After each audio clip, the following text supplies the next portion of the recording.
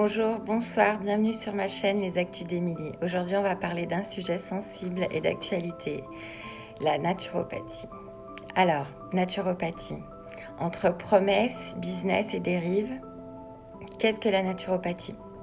La naturopathie se présente comme une médecine douce, holistique, centrée sur les capacités d'auto-guérison du corps. Elle repose sur des piliers comme l'alimentation, l'hygiène de vie, les plantes, l'exercice ou encore la respiration. Ses racines plongent dans le vitalisme et l'hygiénisme, prenant la prévention plus que la guérison. Les origines et les figures historiques, nous avons le français Pierre Valentin Marcheseau, qui est souvent cité comme fondateur de la naturopathie moderne en France, inspiré par les courants hygiénistes américains, par exemple Shelton. Il promeut une vision basée sur le nettoyage du corps. Le mouvement est flou, protéiforme et varie selon les pays et les écoles. Le livre de Margot Brunet, une enquête rigoureuse. Dans Naturopathie, l'imposture scientifique, la journaliste explore les coulisses d'un système devenu sur long tel lucratif, dangereux et peu encadré. Pendant 2 ans, elle a enquêté sur les formations peu fiables, les dérives sectaires, les abandons de soins conventionnels et la passivité des autorités publiques. Elle documente aussi les dégâts psychologiques sur les patients et sur certains naturopathes eux-mêmes.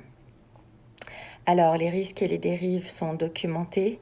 Retard de diagnostic médical ou perte de chance, promesse de guérison absolue, jeûne dangereux ou extrême, utilisation de plantes avec effets secondaires, diagnostic farfelu, iridologie, bioénergie, influence anti-science, anti-vaccin, anti-médecine, emprise mentale, culpabilisation et repli sectaire. Les témoignages d'anciens praticiens, des personnes comme Britt Hermès, ancienne naturopathe, dénoncent le manque de fondements scientifiques, les formations parfois opaques et la pression commerciale. Elle milite aujourd'hui pour faire reconnaître les dangers liés à ces pratiques non régulées. Alors, pourquoi ça séduit autant aujourd'hui?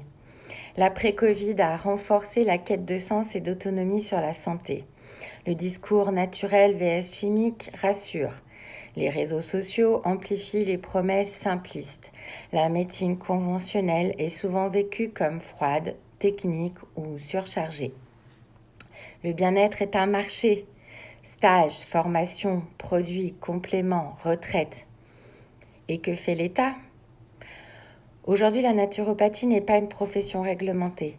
Chacun peut s'auto-déclarer praticien. Des syndicats réclament une reconnaissance ou un encadrement plus strict. Des scandales éclatent.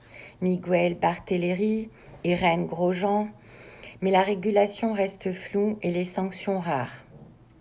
En conclusion, vigilance et esprit critique. La naturopathie n'est pas toujours dangereuse, mais elle n'est ni inoffensive ni anodine.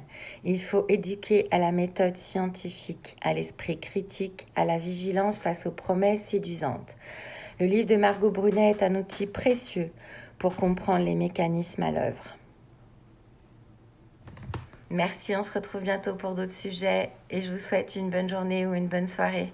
C'était Émilie pour les Actus d'Émilie.